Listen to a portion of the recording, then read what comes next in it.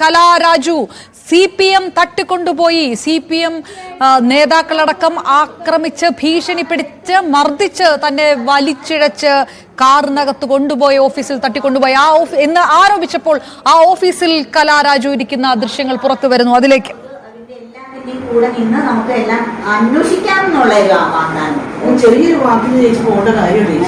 എന്താണ് അവരുടെ ആ ഒരു ചെറിയൊരു വാക്ക് പോലും വന്നില്ലല്ലോ ബാക്കി ഭാഗത്തു നിന്നാണ് ഞാൻ ചോദിക്കുന്നത്. ചേച്ചി അത് തീർച്ചയായിട്ടും അവരെക്കാളും കൂടുതൽ നമുക്ക് ചേച്ചി ഒരു ആരോട് 10 രൂപ ചോദിക്കുന്നില്ല, അങ്ങനെയും ചോദിക്കില്ല.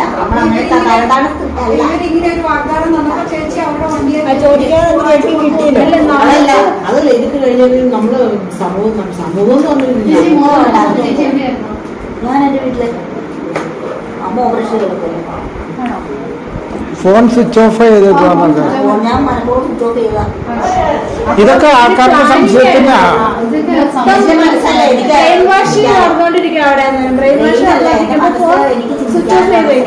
അപ്പൊ ഇവിടുന്ന് ഒരു കോള് പറയരുത്. അത്ര ചേച്ചി ഒരു നിമിഷം ഈ ഒരു ചേച്ചി പ്രതീക്ഷിച്ചിട്ടേ പോലുമില്ല. ചേച്ചി ഇന്നൊരു അവിശ്വാസ പ്രമേയത്തിന്റെ പേരിൽ ഒരാൾ അവർക്ക് വേണം, അതിനു വേണ്ടിയിട്ട് മാത്രം ചേച്ചി ശ്രമിക്കില്ല. അല്ലാണ്ട് ചേച്ചിയോട് ആത്മാർത്ഥതയോ ചേച്ചിയെ വിലക്കെടുക്കുകയോ ഒന്നുമല്ല. അവരുടെ കൂടെ എത്രയോ വർഷമായിരുന്നു. TNJന്റെ കൂടെ കോൺഗ്രസ് JCP എത്ര വർഷമായിട്ട് ഇപ്പൊ.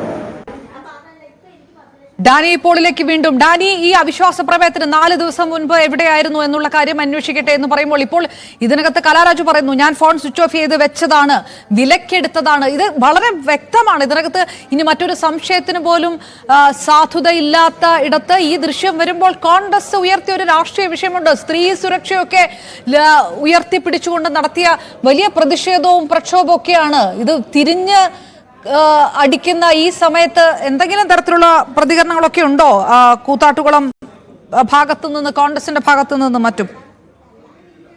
അപർണ, ഒരു ഔദ്യോഗിക തരത്തിലൊരു പ്രതികരണം ഇതുവരെയും വന്നിട്ടില്ല. നേരത്തെയും തന്നെ കോൺഗ്രസ് ഇത് പാടെ നിഷേധിക്കുന്നത് തങ്ങൾ ഒരു ചർച്ചയും ഞങ്ങൾ ഇതുമായി ബന്ധപ്പെട്ടുകൊണ്ട് നടത്തിയിട്ടില്ല എന്നതായിരുന്നു. ഞങ്ങൾ യാതൊരു രീതിയിലുള്ള ഒരു സംഭാഷണങ്ങളും മറ്റു വിഷയങ്ങളിലേക്ക് പോയിട്ടില്ല. ഒരു ഉപാധികളും ഇല്ലാതെയാണ് ഒരു സ്ത്രീ ഇങ്ങനെ ആക്രമിക്കപ്പെടുന്നു എന്നതാണ് അവർ പൊതുവിൽ ഉയർത്തിക്കൊണ്ടു വന്നത്. ഇതിൽ CPM വനിതാ നേതാക്കൾ ഉൾപ്പെടെയുള്ളവർ മറുപടി പറയേണ്ടതുണ്ട്, വനിതാ മന്ത്രി മറുപടി പറയണം എന്ന രീതിയിലുള്ള വലിയ രീതിയിലുള്ള പ്രതിഷേധങ്ങൾ വന്നിരുന്നു. നിയമസഭയ്ക്ക് അകത്ത് ഇത് ഉന്നയിക്കപ്പെടുന്നു. അതോടൊപ്പം തന്നെ കൂത്താട്ടുകുളത്ത് വലിയ രീതിയിലുള്ള ഒരു പ്രതിഷേധ സംഗമ പരിപാടി ഉൾപ്പെടെയുള്ളവ നടത്തുന്നു. CPM area secretary PB Ratheesh നമുക്കൊപ്പം